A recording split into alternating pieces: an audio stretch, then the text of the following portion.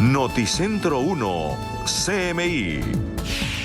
Bloqueos por manifestación en la calle 13. Se complica entrada por el occidente de Bogotá. ¿Sirven los comparendos cívicos? De 73.000 comparendos impuestos por consumo ilícito de sustancias, solo se han pagado 1.600.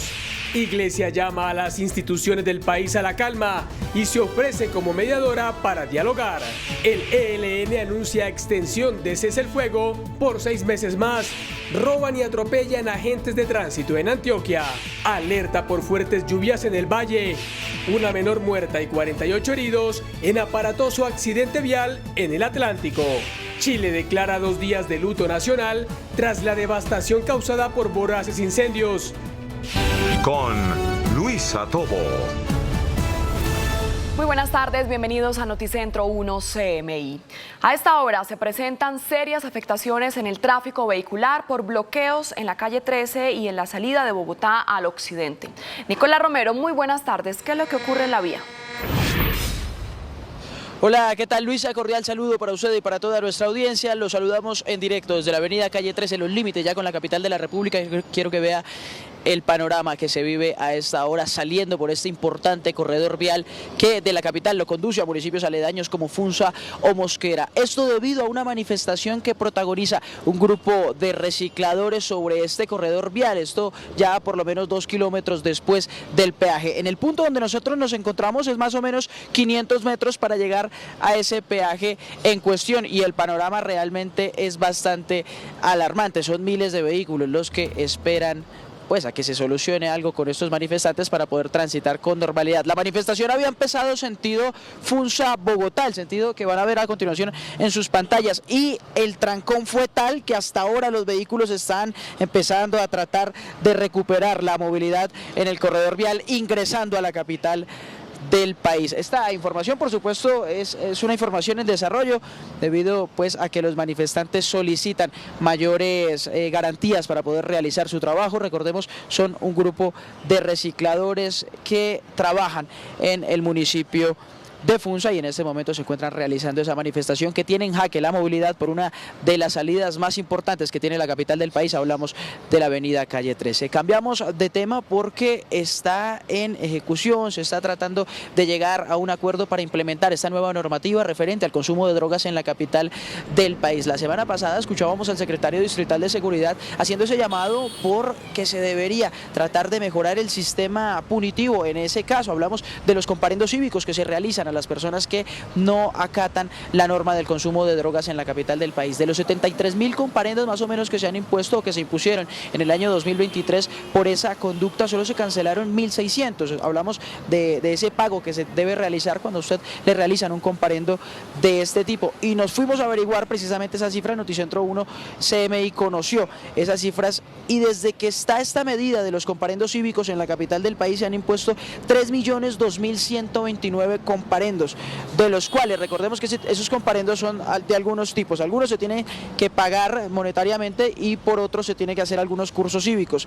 De ellos solo se han realizado 274.211 cursos, es decir, menos del 10%, lo que lleva por supuesto a pensar en esa medida de castigo que se va a imponer en este nuevo decreto, en esta nueva normativa referente al consumo de sustancias en la capital del país. Por ahora es todo, me despido con la imagen de la avenida Calle 13, saliendo de la capital del país, que es un panorama realmente complicado para la movilidad en la capital de la República. Desde la salida por el occidente de la capital, en la avenida Calle 13, me despido. Nicolás Romero, Noticentro 1 CMI. Bien complicada la situación, Nicolás, muchas gracias. Las autoridades investigan el deceso de un cadete luego de un brote respiratorio que se habría presentado en la escuela militar donde permanecía. Otros 20 cadetes también tienen complicaciones de salud. Estilo Vengas, ¿qué fue lo que ocurrió? Muy buenas tardes.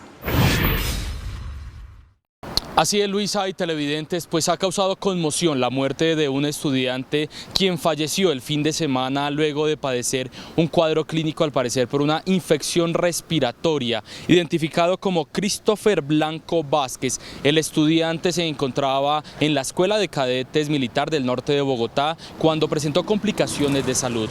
luego de ser trasladado a un centro médico falleció. Fue trasladado de nuestro dispensario médico al Hospital Militar de Bogotá por sintomatología respiratoria aguda. Lamentablemente, siendo las 22:05 horas, el Hospital Militar reportó el fallecimiento del alumno Blanco Vázquez. Se habla de un brote de infección respiratoria que se estaría presentando en este complejo militar. También se ha confirmado por parte de las autoridades que un grupo del Instituto Nacional de Salud hizo presencia en este lugar para investigar lo sucedido. De manera inmediata, la Inspección del Ejército envió una comisión con el fin de realizar una verificación que permita esclarecer las circunstancias de tiempo, modo y lugar en las que se presentaron los hechos. Christopher Blanco, de tan solo 18 años de edad, presentó complicaciones luego de sufrir una tos intensa. Otros 20 estudiantes, según el último reporte del Ejército, habrían registrado complicaciones de salud también allí en esta Escuela Militar de Cadetes José María Córdoba. A esta hora de la tarde les contamos otra noticia que tiene que ver con el orden público. En el municipio de La Calera, 4 personas ciclistas fueron víctimas de ladrones. Les robaron un total de 140 millones de pesos. Entre estos se llevaron sus bicicletas, la ropa que tenían puesta ese día, equipos tecnológicos, y además de esto los obligaron a abrir sus cuentas bancarias y realizaron transacciones a un número que ya fue identificado y que está en poder de las autoridades. El llamado es a la policía para que haga presencia en zona rural del municipio de La Calera, donde ocurrió este hecho. Esta es toda la información desde el occidente de Bogotá. Stig Luengas en Noticentro 1 CMI. Stig, muchas gracias. Y confirman el asesinato de un líder social en Yondó, Antioquia. Las autoridades ofrecieron una millonaria recompensa por el crimen. Hernán Muñoz con los detalles. Hernán, adelante. ¿Qué tal? Buenas tardes para usted y para todos los televidentes. Acaba de concluir una reunión de seguridad y al mismo tiempo una atención a los periodistas. El gobernador de Antioquia y el comandante del departamento de policía se acaban de pronunciar. Confirman que ofrecen una recompensa de hasta 10 millones de pesos para esclarecer el asesinato de este líder. Pese a que Indepaz asegura que fue asesinado y lo confirma como el líder número 14 en el país, las autoridades advierten que continúan la investigación para identificar si fue asesinado por su condición de líder social. Escuchemos. Según Indepaz, Faber Rincón Pérez fue asesinado cuando regresaba a su vivienda en el barrio Brisas del Oriente en Yondó, Antioquia. La organización reveló que era defensor de los derechos de los trabajadores de la industria petrolera en la organización Guardia Obrera. La policía de Antioquia se refirió al caso y ofreció una recompensa. Acabo de hablar con el comandante del departamento de policía Medio, Magdalena Medio, y él indica que se estableció que no tenía una condición de líder social.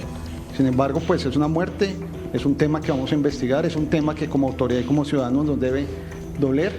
Se ofrece una recompensa de hasta 10 millones de pesos. Ya falta un concepto de validación con la Defensoría del Pueblo para establecer si esta persona ejercía un liderazgo o no. Según Indepaz, 14 líderes han sido asesinados este año en el país. El alcalde de Medellín, Federico Gutiérrez, confirmó un caso insólito en el Parque Lleras. Escuchen esto. Un grupo de agentes requirió a un vehículo para revisar los documentos y cuando se dio cuenta que estaban vencidos, el conductor del vehículo le hurtó los celulares y huyó. En las siguientes imágenes ustedes van a ver la persecución que emprendió las autoridades para tratar de capturar a esta persona. Una cámara de seguridad identificó al vehículo que emprendió la huida hacia el Parque Lleras, donde minutos antes pasó algo insólito. Según la investigación, en un operativo de control al mal parqueo, un vehículo fue requerido. Una vez se descubrió que tenía los documentos vencidos, el conductor le robó los celulares a los agentes y huyó. Cuando le solicitan los documentos, los tenía vencidos y cuando se le notifica al infractor, le hurtó el celular al agente de tránsito. Inició la persecución que se extendió por el poblado La Guacatala y La 80 y en inmediaciones de Campos de Paz, este hombre tumbó a los agentes de tránsito. Después de un largo recorrido, las autoridades confirmaron su captura y recordaron que estos documentos no son opcionales, hacen parte de la ley en el país y ya fueron presentados para su respectiva judicialización. Y vamos a terminar con otros temas de orden público en el Urabá antioqueño. Se confirma un nuevo feminicidio. La víctima fue asesinada por su pareja afuera de la vivienda. Wendy Quintana, de 32 años, fue agredida por su pareja, según la investigación, con arma blanca en las afueras de su vivienda en el barrio San Lorenzo del municipio de Arboletes, en el Urabá antioqueño. La Policía Nacional, en reacción inmediata, logra la captura de este sujeto, dejándolo a disposición de las autoridades judiciales para que responda por el hecho. Rechazamos toda la violencia contra la mujer, la familia y género. Estamos a través de la línea 123 y todos los canales de emergencia para brindar la seguridad y la tranquilidad de todas las mujeres de nuestra región. El hombre de 24 años podría ser imputado por el delito de feminicidio agravado. Según las autoridades, este año 10 mujeres han sido asesinadas en el departamento. Y en Medellín, las autoridades investigan la muerte de otro extranjero dentro de un reconocido hotel de la comuna 11 Laureles Estadio. Según la investigación, este hombre habría ingresado con 2 mujeres al establecimiento comercial. Ellas horas después se retiraron del lugar y en vista de su tardanza para abandonar el hotel, el personal de recepción se acercó a la habitación y lo encontró sin vida. Se trata de un hombre identificado como Anthony López, con documento de identidad de Estados Unidos, de 29 años de edad. Las autoridades en este momento están avanzando en toda la investigación para determinar qué fue lo que ocurrió, si se trató de una eventual sobredosis o de una dosis de escopolamina, casos que ya habíamos advertido aquí en Noticentro 1 CMI y que habíamos denunciado. El fin de semana otro extranjero falleció y las autoridades investigan las causas de ambas muertes. Por lo pronto, esta es toda la información que entregamos a esta hora de la tarde desde la capital de Antioquia. Hernán Muñoz, Noticentro 1 CMI. Hernán, muchas gracias. Las delegaciones de paz del gobierno y del ELN evalúan en La Habana, Cuba, una prórroga del cese al fuego bilateral por otros 6 meses. William Parra, buenas tardes. ¿Qué significa este anuncio de prolongar el cese bilateral del fuego? Hola Luisa, ¿qué tal? Muy buenas tardes. Pues este anuncio de una posible prórroga de 6 meses en el cese bilateral del fuego tiene que ver con 2 aspectos importantes. Uno, la suspensión de los secuestros de carácter económico por parte del Ejército de Liberación Nacional. Y segundo, otro tema que tiene que ver con la financiación de este proceso de paz. Pues precisamente hoy termina el cese, la prórroga del cese al fuego a las 12 de la noche. Se debe entonces tomar una decisión. A esta hora en La Habana, Cuba, las 2 delegaciones de paz del Gobierno Nacional y del Ejército de Liberación Nacional, ELN, se encuentran reunidas para dar fin de manera oficial a este ciclo de conversaciones y dar a conocer los acuerdos que, como decíamos anteriormente, se ponen en 2 partes: la prórroga del cese al fuego y la convocatoria a un fondo de donantes. Hasta ahora el ELN hace pocos minutos dio a conocer este comunicado en el que habla de estos 2 temas. Precisamente dice este comunicado de la Delegación de Paz del ELN: tras año y medio de negociaciones y luego de evaluar los 6 primeros meses del cese al fuego bilateral, nacional y temporal, se están tomando medidas para resolver factores de crisis y agregar nuevos elementos de compromiso a cumplir por ambas partes, con el propósito de acordar una prórroga de otros 6 meses de este cese bilateral del fuego. Y en la segunda parte de este comunicado de la Delegación de Paz del Ejército de Liberación Nacional, dice que se avanzan en los diferentes acuerdos parciales sobre la participación de la sociedad en el proceso de paz y alivio humanitario en zonas críticas, que junto al cumplimiento del cese bilateral del fuego demandan mayores esfuerzos de implementación, y para respaldarlos se está considerando convocar a donantes para construir un fondo de soporte del cumplimiento de estos acuerdos. Entonces estamos a la espera de que se haga oficial entonces el pronunciamiento de las 2 delegaciones para conocer cuáles serán los acuerdos que van en esos 2 sentidos: la prórroga del cese al fuego por 6 meses y esta convocatoria a un grupo de donantes para construir un fondo de soporte que pueda permitir el cumplimiento de los acuerdos que se hayan firmado o pactado entre las 2 delegaciones. Luisa, continúa usted con más Noticentro 1 CMI. Fuertes lluvias se han presentado en el Valle del Cauca durante las últimas horas, lo que ha ocasionado algunas emergencias en este departamento. Valentina Villegas tiene la información. Valentina, buenas tardes. Luisa y televidentes, buenas tardes. Pues hay confusión entre los vallecaucanos debido a que en medio del fenómeno del Niño en los últimos días se han presentado fuertes precipitaciones. Hablamos con las autoridades ambientales, quienes nos explicaron a qué se debe esta condición.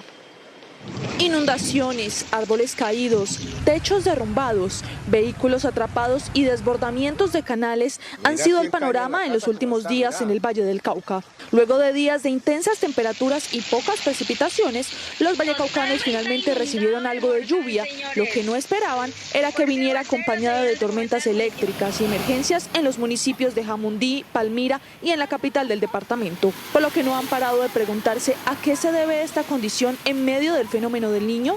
Nuestra posición en el Ecuador y la zona de convergencia intertropical la caracteriza porque es una zona climatológicamente inestable. Entonces, si bien estamos en la primera temporada seca del año, bajo la sombrilla del fenómeno del Niño, que hemos visto una disminución importante de las precipitaciones, aumento de la temperatura, eso no significa que las lluvias desaparezcan al 100%.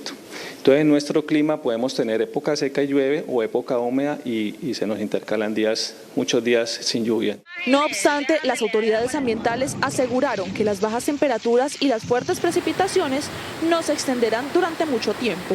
Un sistema de baja presión acompañado de una vaguada pues, que venía del suroccidente del país, o sea, humedad del Océano Pacífico, generó que tanto en el valle como a nivel de Colombia, en la zona andina, se presentaran estas precipitaciones importantes, fuertes, pero que en esta semana, a partir de mañana, van a empezar a bajar y vamos a regresar al tema de las altas temperaturas, las bajas precipitaciones. De acuerdo a las autoridades, las inundaciones en el departamento se presentaron por saturación de la capacidad hidráulica de los canales de agua lluvia y redes de alcantarillado, en las cuales el principal detonante es la inadecuada deposición de los residuos sólidos, por lo que hicieron un llamado a los ciudadanos para hacer buen uso de estos materiales.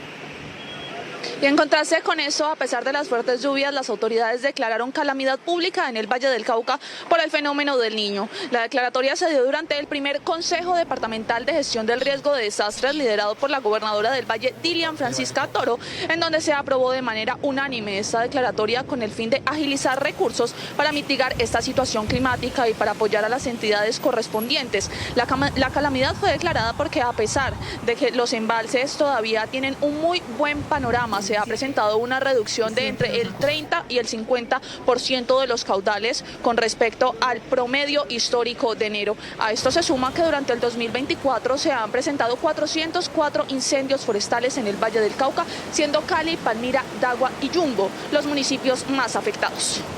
Y cambiamos de tema, pues finalmente se hizo justicia para Michelle Dayana, la niña de 15 años que fue abusada, asesinada y desmembrada al interior de un taller de mecánica en el barrio San Judas en Cali el pasado 7 de diciembre. Pues en las últimas horas su agresor, identificado como Harold Andrei Echeverry Orozco, fue condenado a 47 años de prisión. El material probatorio recaudado por la Fiscalía dio cuenta de que el hombre abordó a la niña, la obligó a entrar al taller y ahí la asesinó y ocultó las partes de su cuerpo en diferentes bolsas plásticas. Después de cometer el crimen, el hombre hurtó una motocicleta del lugar y huyó. 4 días después del crimen, el hombre fue capturado por la Policía Nacional en la ciudad de Villavicencio, departamento del Meta. Cabe recordar que durante las audiencias concentradas, el hombre aceptó voluntariamente los cargos de feminicidio agravado y hurto calificado y agravado. El hombre se encuentra privado de la libertad en la cárcel de Cómbita, Boyacá, donde cumplirá su condena. Y en otra información, en las últimas horas, un médico fue enviado a la cárcel por estar señalado de abusar sexualmente de una menor de edad. Veamos la historia. La Fiscalía General de la Nación logró que un juez de control de garantías enviara a la cárcel al médico cirujano, internista y especialista en medicina alternativa Eduard González Saavedra como presunto responsable de abuso sexual a una menor de 17 años de edad en Santiago de Cali. Hoy imputado el desarrollo de un tratamiento para aumentar las defensas de una menor de 17 años. Al parecer le requirió para que se desnudara, le habría realizado tocamientos en sus partes íntimas y le habría accedido de manera digital y violenta. Los hechos, que aún son materia de investigación, tuvieron lugar el 17 de noviembre del 2023 en el barrio Normandía de la capital vallecaucana. Hasta el momento, los elementos materiales probatorios y evidencia física recaudados dan cuenta de la presunta responsabilidad de González Saavedra en los hechos, por lo que un fiscal del Centro de Atención a Víctimas de Abuso Sexual solicitó la orden de captura en su contra. Luisa y televidentes, por el momento es la información desde Santiago de Cali. Valentina Villegas, Noticentro 1, CMI. Valentina, muchas gracias. Tragedia en medio del precarnaval en el Atlántico. Una niña murió y otras 49 personas resultaron heridas al volcarse un bus que transportaba hacia Cartagena a un grupo folclórico que había participado en la Batalla de Flores de Malambo. ¿Quién es la menor fallecida? Jorge Castro, buenas tardes.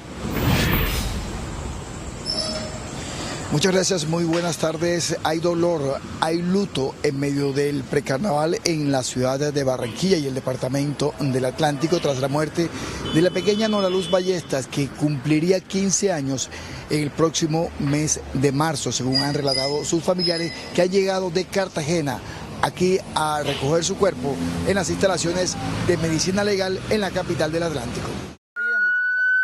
En el bus viajaban integrantes de 3 grupos folclóricos que de Cartagena llegaron al municipio de Malambo. Bailarines de los grupos Estrellas del Caribe, Nueva Revelación y Arroz Barato retornaban a la capital de Bolívar después de una tarde de baile de mapalé y champeta.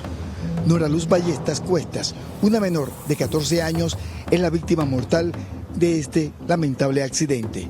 Su directora, Olga Pérez, herida en el accidente, narró a Noticentro 1 CMI lo que ocurrió con el conductor que se perdió en la carretera. Nosotros terminamos el desfile a las 5:30 de la tarde, terminamos temprano. Inmediatamente, apenas terminamos, salimos a su destino. Cuando nos embarcamos en el bus veníamos todo bien, pero el conductor traía a alguien que le venía guiando por EPS para guiarlo, para llegar a la ciudad de Cartagena, porque se metió por el lado que no era. Se metió por una vía que no era, no por donde nosotros nos fuimos, sino fue por otro lado. Realmente estábamos perdidos. De pronto, por el exceso de velocidad, el vehículo se volcó. El accidente ocurre en un momentico, eso fue un cerrar de ojos, lo puedo decir así. La madre de la menor fallecida contó, en medio de lágrimas, que se quedó esperando a su pequeña. Llamó, fue la muchacha que estaba con ella. Llamó a la abuela y le dijo que ya, como a las 5:00 le dijo que ya venían en camino. Yo me puse feliz, yo dije, me voy a parar a hacerle su comida a la niña ahora que salga, que ya llegue, ya encuentre su comidita caliente. En 3 clínicas de Barranquilla se recuperan los heridos. Funcionarios de la alcaldía de Cartagena han llegado aquí a la ciudad de Barranquilla, a las instalaciones de medicina legal, a brindar apoyo a los familiares de Nora Luz Ballestas, igualmente para acompañar a los familiares de las personas que se encuentran hospitalizadas en diferentes centros asistenciales de Barranquilla. Cabe recordar que 4 menores permanecen en cuidados intensivos. Noticias desde Barranquilla con Jorge Castro, Noticentro 1, CMI. Noticia en desarrollo en CMI. Un llamado a defender la democracia y la institucionalidad del país acaba de hacer el cardenal y arzobispo primado de Colombia, Monseñor Luis José Rueda Aparicio. Gerardo Aristizábal, buenas tardes. ¿Dónde y por qué hizo ese llamado el cardenal? Luisa Fernanda hizo el llamado aquí en Bogotá cuando comienza la Asamblea General de Obispos número 116 en la Conferencia Episcopal Colombiana, de la que también es presidente el cardenal Luis José Rueda Aparicio. Ha manifestado que ante las voces que hablan de una posible desinstitucionalización en el país, lo que deben hacer los poderes, todos, presidente de la República, Contraloría, Procuraduría, Fiscalía, es precisamente armonizar y trabajar, como dice la Constitución Nacional, sobre todo en defensa de la democracia colombiana. En nombre de Dios y por amor a Colombia, estamos invitando para que todos los colombianos seamos artesanos del reencuentro, del encuentro, del diálogo. Esto sana heridas, esto permite que nos miremos a los ojos, esto permite que dialoguemos. Y es una invitación para todos los ciudadanos y también para los líderes políticos, económicos, sociales de nuestro país. Tenemos una democracia, debemos defenderla. Tenemos unas instituciones, debemos fortalecerlas y debemos acompañarnos todos en la solución de los conflictos que se nos puedan presentar. Como Conferencia Episcopal, además ofrecemos los servicios para acompañar un posible diálogo entre los distintos líderes de nuestro país. Que sea entonces esta una posibilidad para fortalecernos en la unidad y buscar el bien común de todos los colombianos. Quedan pendientes los obispos entonces, en cabeza del cardenal Luis José Rueda Aparicio, de que haya algunas voces que inviten a la Iglesia a mediar en esta confrontación de instituciones que se ha desatado por un supuesto golpe blando que está denunciando el presidente de la República, Gustavo Petro. Gerardo, muchas gracias. El Contralor General en funciones, Carlos Mario Zuluaga, hizo un llamado a la calma por los reclamos del gobierno sobre una supuesta ruptura institucional. Ana María Cuesta tiene los detalles. Ana, buenas tardes.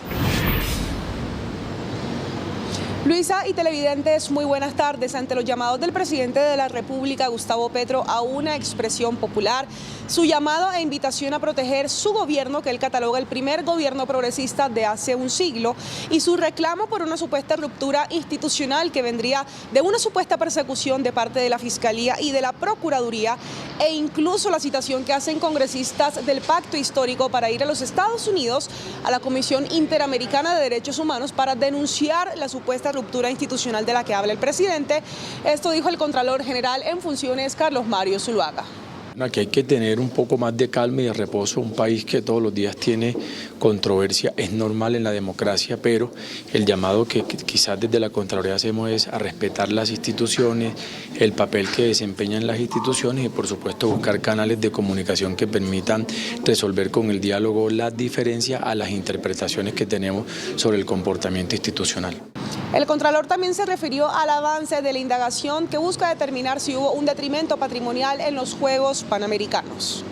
Detectar cuáles han sido los hechos reales, las causas que produjeron el presunto incumplimiento del contrato al que habla Pan Am Sport, que además lo ha declarado de manera unilateral, pese a que el gobierno, tanto el local como el nacional, manifestaron de manera expresa la posibilidad de cancelar, de pagar, pero hubo una bloqueada de Pan Am Sport. Entonces lo primero que queremos con la indagación es resolver eso.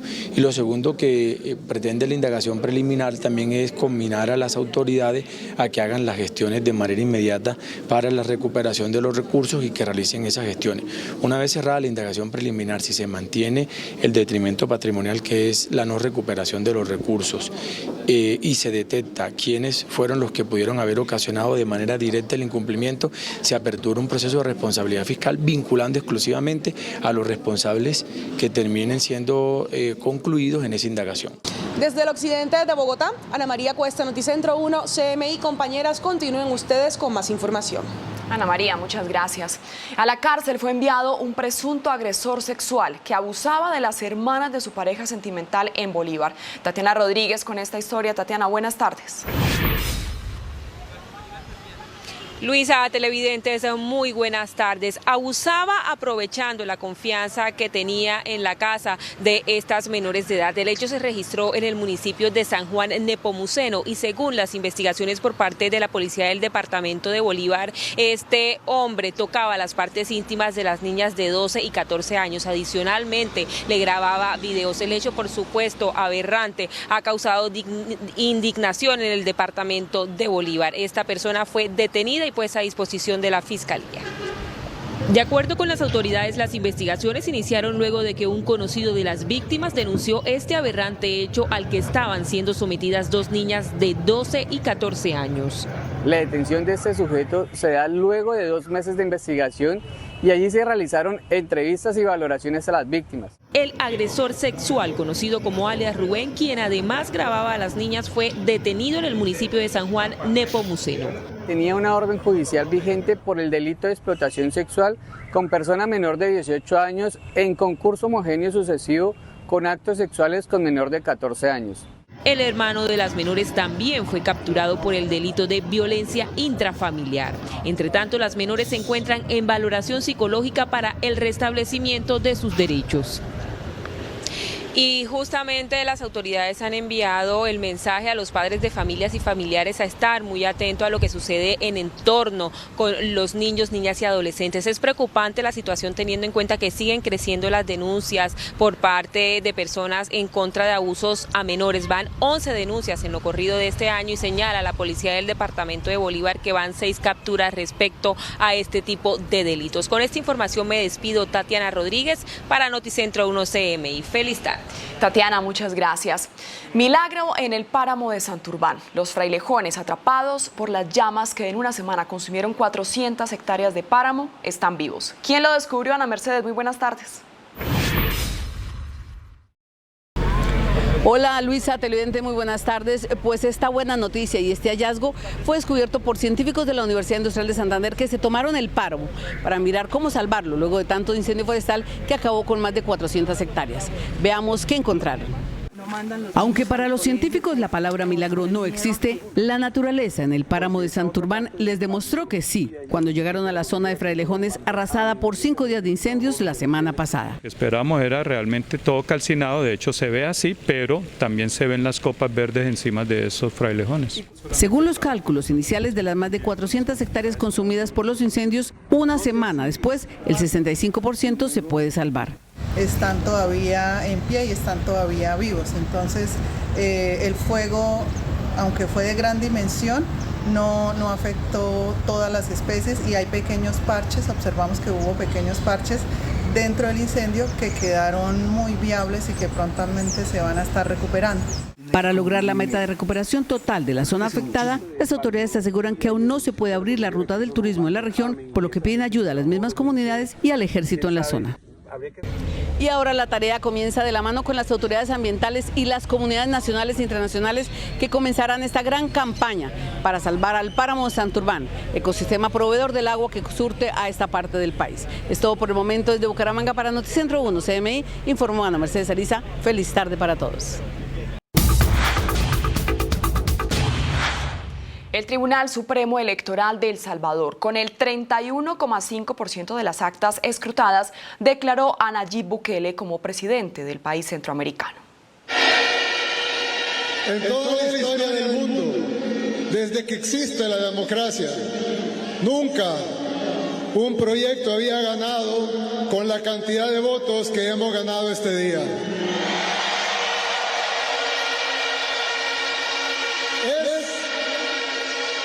Es literalmente el porcentaje más alto de toda la historia.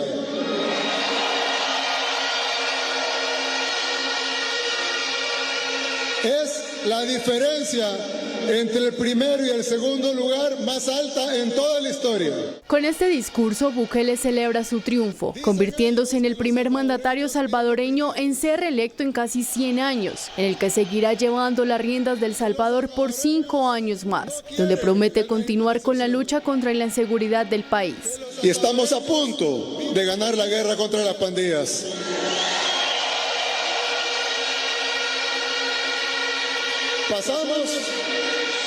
Pasamos de ser literalmente, no es una exageración, no es una hipérbole, literalmente pasamos de ser el país más inseguro del mundo a ser el país más seguro de todo el hemisferio occidental.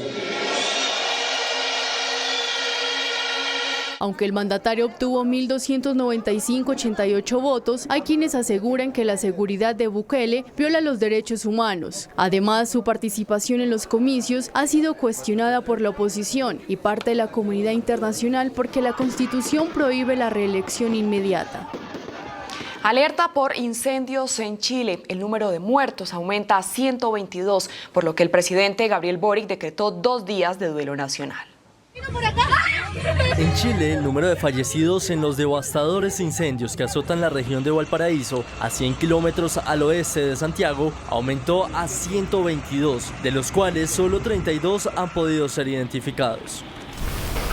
En esta región se encuentran desplegadas 17 brigadas de bomberos, 1.300 soldados y voluntarios civiles que ayudan a combatir las llamas, pero también a los damnificados que lo perdieron todo, por lo que el presidente Gabriel Boric decretó 2 días de duelo nacional. Quiero comunicarles que he decretado duelo nacional por 2 días porque es Chile entero el que sufre y llora a nuestros muertos. Y desde la región de Valparaíso le envío un abrazo solidario y mis más sentidas condolencias a cada una de las víctimas que ha perdido un ser querido y también a quienes han perdido sus casas, sus recuerdos, sus pertenencias. Por su parte, desde el Vaticano, el Papa Francisco también pidió rezar por los muertos y los heridos. Esta ola de calor que agobia estos días al cono sur, donde el fenómeno climático natural del Niño se agudiza por el calentamiento global provocado por la actividad humana, deja un total de casi 40.000 personas afectadas por la destrucción de viviendas. Al menos 10 policías murieron y otros 6 resultaron heridos en un ataque antes del amanecer por militantes en una comisaría de policía en el noroeste de Pakistán. Según las autoridades, no está claro quién estaría detrás del ataque y si se encuentra relacionado con las elecciones que se llevarán a cabo el 8 de febrero. Pakistán ha experimentado un resurgimiento de los ataques de militantes islamistas, especialmente aquellos contra personal de seguridad desde el 2022, cuando se rompió un alto el fuego entre los talibanes de Pakistán y el gobierno. El ejército de Israel bombardeó el cuartel general de la brigada de Yan Yunis de Hamas. En el lugar se encontraba un centro de entrenamiento y las oficinas de su comandante Mohamed Sinwar, quien es el líder del grupo terrorista palestino dentro de la franja de Gaza. El ejército israelí explicó que terroristas de Hamas que se encontraban atrincherados cerca del lugar abrieron fuego contra los soldados y fueron neutralizados por francotiradores. Las autoridades meteorológicas chinas renovaron la alerta naranja por tormentas de nieve en el centro del país. Esto tras las fuertes y las bajas temperaturas que han provocado el cierre de carreteras, accidentes de tráfico y la suspensión de trenes en algunas zonas. Las autoridades han movilizado maquinaria quitanieve y personal para garantizar la seguridad vial y han pedido a la población que tome precauciones y evite viajar durante estos días. Los gremios económicos manifestaron preocupación por las tensiones políticas y el cruce de señalamientos entre el presidente Petro y la Fiscalía. Desde este sector privado hacen un llamado a la sensatez.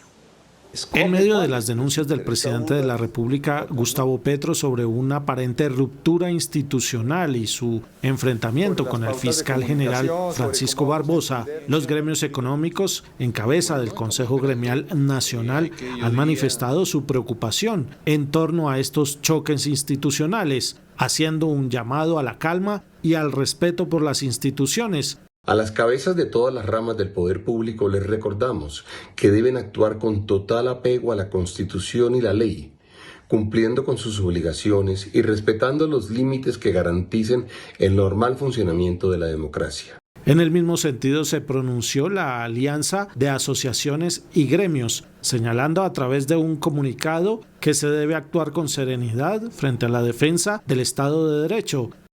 Gracias, hasta aquí Noticentro 1 CMI. A continuación, Tú tienes la sazón y a las 8 de la noche una nueva emisión de noticias. ¡Feliz tarde!